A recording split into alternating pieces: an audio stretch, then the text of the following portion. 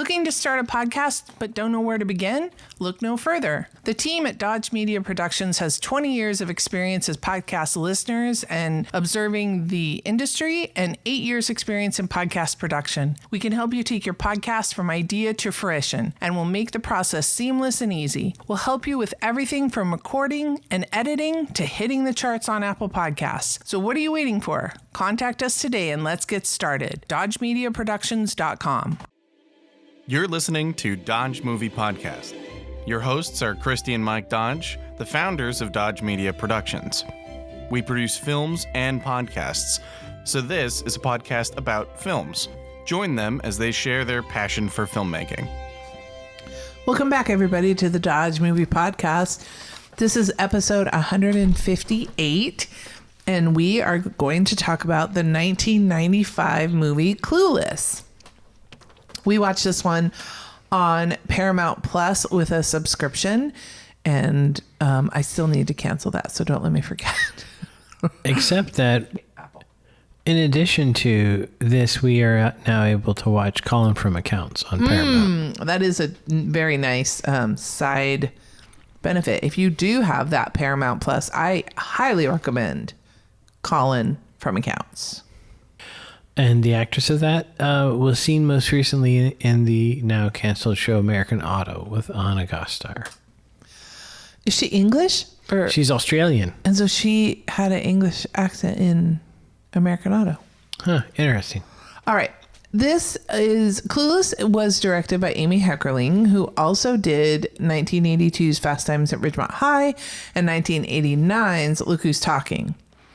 Look Who's Talking was apparently, she wrote after her experience of being pregnant and having her child, who I believe is a girl. It stars Alicia Silverstone, Stacey Dash, Brittany Murphy, Paul Rudd, Donald Faison, Breckin Meyer, Dan Hedaya, Wallace Shawn from The Princess Bride. Inconceivable. The DP is Bill Pope, who did The Matrix, Spider-Man 2, and the 2016 version of The Jungle Book. Amy also wrote this film, and it was filmed in Van Nuys, Beverly Hills, North Hollywood, Long Beach, Sherman Oaks at the Westfield Fashion Square Mall, and in, is it Granada Hills? Granada Hills. It's a Paramount Pictures film. And the synopsis is, shallow, rich, and socially successful Cher is at the top of her Beverly Hills High School's pecking scale. Seeing herself as a matchmaker, Cher first coaxes two teachers into dating each other. It's interesting that they put that in the synopsis, because to me, that's just like... That's a pretty small plot point. Yeah. Because more what she does is she does that, but then she realizes that she can kind of be manipulative, I guess. And so she takes Ty, Brittany Murphy's character, and tries to like give her a makeover. It's almost like a 48 hours type. I mean, she doesn't make a bet with somebody, but she kind of wonders aloud, right, can I change someone's social standing? We'd mentioned off air that this was Mean Girls for the previous generation, and obviously Tina Fey and Amy Poehler were familiar with this film when they wrote Mean Girls. But it's, yeah, the fairly common kind of, I think you can trace all the way back to Pygmalion, where the gutter snipe kind of girl who's just sloppy and has poor grammar is turned into, basically a swan, right? The ugly duckling kind of thing. So that's... I guess, yeah, that plot with the two teachers is there to establish that Cher, which is Alicia Silverstone's character, learns that she has this capability to manipulate relationships. Yeah, Amy said that she used Jane Austen's novel Emma for the plot and the characters and the themes, but set it in the modern time, and she just remembered the novel that she read when she was a teenager and thought, what if we like redid it? But as we were watching it, I was thinking of your obsession with My Fair Lady and thinking it kind of had those, like you were saying, the swan. And so I'm a little now going down the road mentally of what if we remade this film, but it kept the dialogue exactly the same, but set it in Jane Austen's era with all the costumes and the finery. Right. That would be awesome. 2 taglines for you, and then you can share your pickup line with me. Tag me. The first one is sex, clothes, popularity. Is there a problem here? Okay, pretty good. You like it? Yeah, I think it captures it all. Okay. And then the second one is sex, clothes, popularity, whatever. Okay, that might be more accurate, but I think the first one is a better tagline. In one interview with Amy, she said that there was some article was written about how she ruined language for teenagers, and she stands by whatever. She says it's perfect. Whenever you need to use it, it is the perfect like kind of word to throw in. And so she doesn't feel bad about that one. Whatever. We also spoke off air. Sorry, guys. We try to save it for the pod, but every once in a while, we just can't help ourselves. So this movie came out. It was in my early 20s. Was I even... Oh, I wasn't a mom yet, but... Was this 95? I was married, yeah. So we had just gotten married in 94. And obviously it probably wasn't for me. It was for the younger, people 5, maybe even 10 years younger than me. I didn't like Cher. I thought she was vapid. I thought she was materialistic. I thought she was rude. I think I probably thought myself more like the Ty character. And so the idea that I felt like Cher was just using her, and even, like when she tries to bring Wallace Shawn's character and the female teacher's character together, it's not because she wants to introduce 2 lonely people so that they have their person. It's so that the Wallace Shawn's character will look at her grade more favorably if he's in love. So so any of her actions were not altruistic. It was for her own benefit and her own. And so like even I was a little put off that throughout the course of the movie, she kind of ends up having eyes for her stepbrother. And yes, they're not related, but yet you kind of, and I think they kind of explained it like he wasn't in the house ever. Like, I think he was her ex stepmom's son that kind of just came home for college. And so they didn't grow up together, but I still kind of got a little bit of a creepy. Yeah, that particular part might go under the couldn't be made today plot line. Yeah, I think the problem that we both had with the character of Cher is that she's not redeemable, and she isn't redeemed at the end of the film. I think she needs a visit from the ghost of Christmas present. But anyway, then it's exacerbated by her father, played by the great character actor Dan Hedaya, encourages this kind of behavior, her negotiating her grades and manipulating and all these things. One thing that kind of fell over for me was they establish Paul Rudd's character. By the way, I was stunned. I'd forgotten if I ever knew that Paul Rudd was in this, because he wasn't Paul Rudd when he was in it. But his character is supposed to be socially aware and basically have a soul. And he's helping Dan Hedaya with his court case. And we don't know the specifics of the court case, but we can presume from the ostentatious wealth of the mansion and the general dialogue that this is not necessarily a good thing, right? So we really don't see a lot of redeeming qualities in Cher or the rest of the Horowitz family. And you kind of would expect there to be a bit more for the Paul Rudd character, but there wasn't. And as we also talked about off air, I didn't see a transformative arc for Cher. She ends up with her stepbrother, again, a little awkward, but it's not because she changes that I can recall. And I would say, I think I saw this movie on VHS. I'm positive I didn't see it in the theater, but I really didn't remember very much of this at all. So it's almost there's just maybe a few clips that are popular that have been played again. But this was, for me, I didn't really connect even with the Thai character, who you would think would be the audience surrogate as, just a plain girl from New Jersey. Now, fun fact, apparently Brittany Murphy was herself actually from Jersey. So she presumably can do a realistic Jersey accent. But even that was a bit of a caricature, and I never really found myself pulling for her. Probably the character I was most sympathetic to was Breckin Meyer's interpretation of Ted Theodore Logan from Bill and Ted's Excellent Adventure, which is probably a better film, but he was very excellent, right? And he had the head bob and the voice and the hair, and I just totally could see him in Bill and Ted. And Elisha Donovan's character, Amber, I never...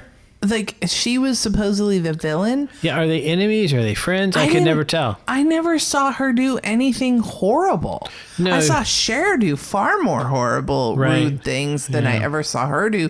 Yet she was supposedly Cher's rival in the school. Yeah, maybe that was established and got cut out in the edit, but yeah, I didn't see that. So one thing I did mention was, to me, the character of Christian has a very obvious, you wouldn't call it a heel turn, you call it a swish turn. When he shows up at the dance, suddenly the character is much more stereotypically gay, which I thought was a little odd that we didn't have clues before. And in that sense is a little reminiscent kind of Heather's, right? And there's a line in there where she says he had a thing for Tony Curtis, which, again, for us old-time Hollywood types, is probably a good reference, but so dated, I do wonder if that would actually translate, right? Right. I think this film, being from the early 90s, definitely had all that opulence and a little bit of carryover from the 80s of the neon, especially in the credits. There's a lot of like bright yellow, bright pink, bright blue, and that kind of came over with the costuming. So according to As If, a book by Jen Chaney celebrating the 20th anniversary of the film, though many people would think that the costuming budget must have been expensive, it was quite modest for a blockbuster because the designer wanted the girls to look like mall rats. So she didn't want them to have like, New York Fashion Week outfits. So the 63 outfits that Cher wears throughout the film only cost $200,000 only. The biggest costume expense was that infamous plaid Jean-Paul Gaultier outfit that she wears in the opening scene, the yellow plaid, an outfit that Alicia got to keep along with a lot of her other outfits from the film. And she told Entertainment Weekly magazine that she gave most of them away to charity except for that one iconic outfit. Well, credit to the costume designer, because Cher wears an admirable amount of plaid and pleated skirts. Yes. They were probably going, that schoolgirl kind of vibe. I wonder when Brittany's I Did It Again came out, like how closely related are those two dates? The constant gag of the nose jobs. Oh, yeah. I think I did see like a chin job at one point, but in the high school, there were tons of nose jobs. Yeah. So Brittany's video came out in 2000. So yeah, definitely informed by that look. Well, but you think Brittany's did because this was 95. So yeah, I think Clueless came out. Yeah, Brittany, or at least her costume designer was aware of this. So is there anything else, direction, character development, or cinematography that kind of stood out for you? Cinematography gets perhaps a record count seven montages. Ooh. So we've got a teen shenanigans, snapshots in front of the fountain, preparing for the hang with Christian, fearing that she's clueless, donating things to charity, I think is the last one. All kinds of montages. So good. Oh, there's a makeover montage in there. I forgot. So yeah, lots and lots of montages. They have a walk and talk through the hallway between periods early in the film. And my question was, how do they do it? Okay, so it has to be a steady cam because you can see behind the characters. So if they had dolly tracks, you could see them. And that would explain kind of how they move the camera. But how did they get the extras out of the way without running into anybody? Right. So that to me was interesting work from the camera department. And then I did think, as we were mentioning in the Princess Bride episode, where you can use cutting to make it look like an actor is a skill they don't, it was kind of obvious that Breckin Meyer was not actually doing the skateboarding. And okay, this is just a lighthearted film. I'm not hating on it, but it was kind of obvious. And maybe that was the director's nod to, we're just going to hang a lampshade on it because we have to do this. And that's not anything against Breckin Meyer, because very few people can do that, right? You got your Tony Hawks, your Lance Mountains, your whomevers, but no actor's going to be able to skate like that. So I know they had to do that, but it was just, it did kind of stick out to me. Yep. So under sound, I have that the Mighty Mighty Bosstones played at the dance. So that was kind of fun to see that Boston-based ska band play. I think ska probably was pretty big in the early 90s. And so this was probably about the era when they had their Chuck Taylor Converse commercials, right? The Bosstones. Mm-hmm. All right. Was there any head trauma in Clueless? There were. Early in the film, Ty takes a shoe to the head. Someone kicks and their shoe flies off and hits her in the head. And then she later hits her head on an overhead light. I think that's at a party. Then when she's frustrated, she bangs her head on the restaurant table many times at the mall. And she, at one point, inexplicably falls down the stairs. Now, it was blocked, so I knew it was coming, but there was still no explanation for why she took a tumble. And then finally, Cher falls off her bed when she's hanging with Christian, and it's blocked by the bed, but I think we can assume her head hit the ground. Mm-hmm. And I believe we got a stepbrother, stepsister smooch. Smoochie. So we have Mr. Hall and Ms. Geist smooch in the parking lot. Elton grabs a non-consensual peck of Cher outside the liquor store. Not cool, Elton. Cher pecks Christian on the cheek after their hang. Murray kisses Dion when no one is watching. Then, Josh kisses Cher on the stairs, and then again at the wedding. Right. Not their wedding, at the teacher's wedding. Yes. And how about a driving review? What kind of vehicles did Cher and the gang? Okay, so Cher is driving a white Jeep, and that to me was a tiny bit odd. I could maybe see a young fellow with money driving a Jeep, but I never really got that. I think the convertible Rabbit that the Wayans brothers went with in White Chicks, that makes more sense for me. At one point, she drives directly over a fire hydrant. Okay, so that's not how fire hydrants work. I know. Your car would be in big trouble. They tend not You'd high center, wouldn't you? Well, they don't. They win that fight. That's true. Because it's not just what's above the... That is correct. Because if you ever seen them like on the back of a truck, it's like there's this really long pipe and then like the cap at the top is basically the hydrant. Correct. There's a tank underneath. So you would be trying to shear off those bolts, which I don't think you're going to do. The red Ferrari that is parked in front of her house says that they have wealth. And this is, I don't know if Magnum was still on the air, but this is Magnum vintage Ferrari. So it shows that they have money. Then there's a red BMW Cabrio, and I think that was her friend Dion drives that. And that is actually good casting because it's brand new and it's also inappropriate to give to a high school kid. So it shows that the parents are more into appearance than safety. One of the characters, I think it's the Elton character, drives a 95 Chevy Camaro Z28. So this is a brand new car. The Z28 is a higher end model of the Camaro, but that's substantially down market for Beverly Hills, right? So that kind of shows he's a bit on the out. And then Josh, played by Paul Rudd, drives a 3-year-old Honda Civic. So what a progressive dork. He's just not fitting in that car.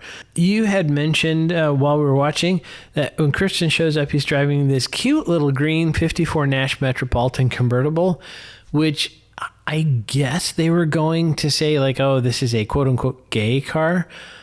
I don't know. I really don't know what that car says. It's so unique. I don't think anybody's ever seen one on the road. Well, his look was very much inspired by James Dean. So were they calling back to like the classic Hollywood, like 1950s, 60s era vehicle? I maybe, but if he's going to go James Dean, he would have a Porsche. I don't know. It was an odd choice. Cute little car, very quirky. I don't know what he was going to do with that. And lastly, though, I would say great cameo from the Thomas Brothers map book. So people, we both freaked out. Of an era, right? This was before you had smartphones that had maps on them with GPS. And there was a company called Thomas Brothers, and they made a map book, and each page was a different part of the grid of the street maps. And on each of the 4 edges, it would tell you which page to go to if you wanted to go that direction. So if you're driving on a road and it went off the top of the page, it would tell you where to turn. You'd have to flip to those pages. Everyone had one of those in their car. Mm-hmm. And in this case, the passenger, which is very often happened, was in charge of navigating. Because if you're driving, it's difficult to flip to different pages. That was so ubiquitous for a brief period of time. Everyone had one. They had them at Costco. It was like, a gift you'd give someone when they got their driver's license. It was just everywhere. And every couple of years, you'd have to like get another one because streets sometimes would advance or change, I guess. I don't know why. Because, you're right. Costco would have them. And every year, sometimes you would buy a new one. I can't remember why you would need to. Right. Well, and they're also different regions. They only obviously covered a certain amount of. Yes. And so I had a friend who worked there for a brief bit, like an internship.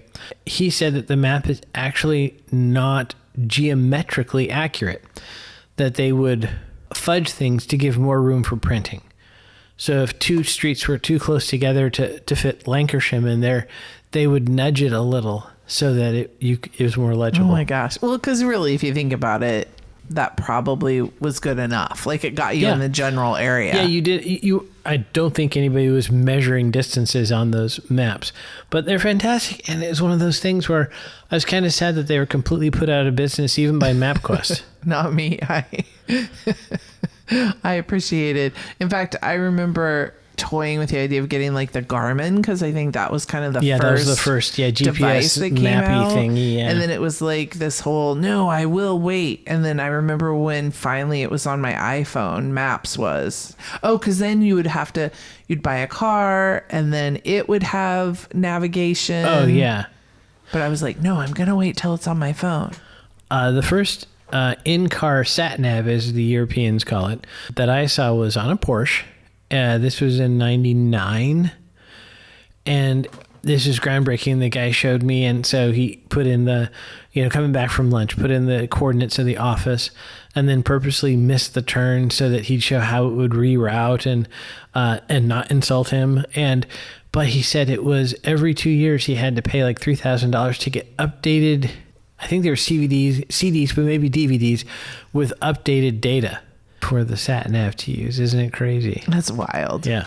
All right, shall we go to the numbers? Let's go to the numbers. Okay, this film had a budget of $13.7 million, and it made domestically $56.6 million, which is pretty good. Yeah, pretty good. Yeah, that's like over 3x, almost 4 maybe. Not quite 4.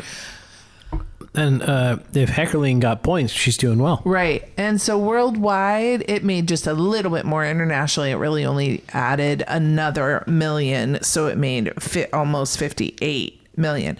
So pretty good. Good job. It has a 6.9 out of 10 on IMDb. Critics enjoyed it, giving it an 81%, and audiences not as much, 76%.